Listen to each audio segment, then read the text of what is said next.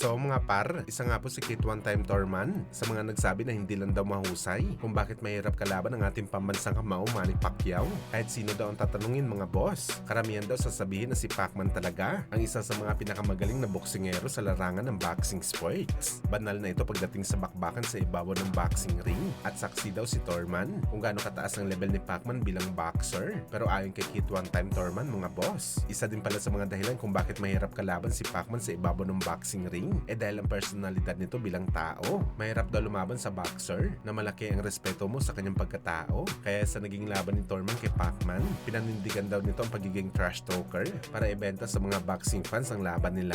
Labag man daw sa loob ni Torman mga idol na maging masama sa laban nito kay Boss Manny. Pero ginawa daw ni Torman ang bagay na to dahil sa ngalan ng boxing event para ma-entertain ng mga boxing fans. Pero hindi niya daw talaga ma-i-deny mga boss na meron siya respeto kay Pacman sa ibabaw ng boxing ring. Kaya langanin ito ipalabas ang kanyang potensyal na lakas sa bakbakan. Well, ganito rin ang sinabi ni Mario Barrios mga idol. Ano yan mga boss? Hindi man daw siya gumagawa ng excuses sa bakbakan pero nag-aalangan daw siya na lumaban kay Pacman sa ibabaw ng boxing ring dahil umaapaw daw ang respeto nito sa Pinoy legend.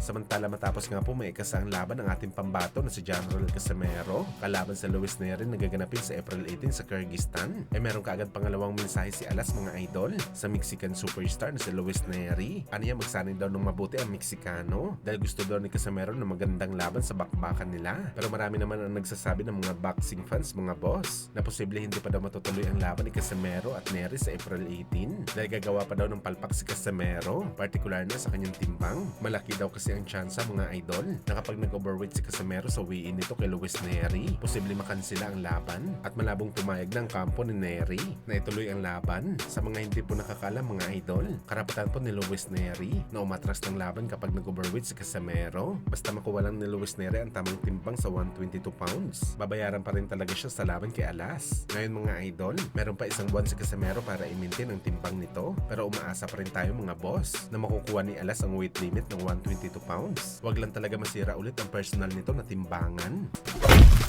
Sa kabilang banda naman mga idol, marami nga po sa ating mga Pinoy boxing fans ang nagtatanong kung sakaling mangyari ba daw ang laban ng ating pambansang kamao Manny Pacquiao kalaban si Mayweather Jr. Magiging sanction ba ito ng world title fight ang laban? Dahil kabilang naman daw ito sa mga legit na super fight kung saan para sa ating mga idol, malabo talaga masanction sa titulo ang laban ni Pacman at Floyd. Unang-una hindi rated si Floyd sa kahit anong titulo man. Si Pacman rated ng WBC at WBO. At pangalawa dito mga idol, lahat ng titulo merong may-ari kaya pangit naman na ibigay sa dalawang gurang na legend ang mga titulo. Bagamat malaking tiwala natin mga idol na kung merong bakanting titulo sa 147 pounds, posible makuha talaga ito ni Pacman at Floyd. Alam naman natin mga idol kung gaano kainit sa mata ng mga sanctioning bodies ang super fight na laban kagaya ni Pacman at Floyd. Kung paldo ang boxing event, paldo din talaga mga sanctioning bodies. Imagine ninyo mga idol kung gaano kalaki na 3% ang makukuha nila sa net pin ni Pacman o di kaya ni Floyd. Pero sa ngayon mga boss na merong may hawak sa lahat ng titulo sa 147 pounds, walang pag-asa na maging world title fight ang laban ni Pacman at Floyd.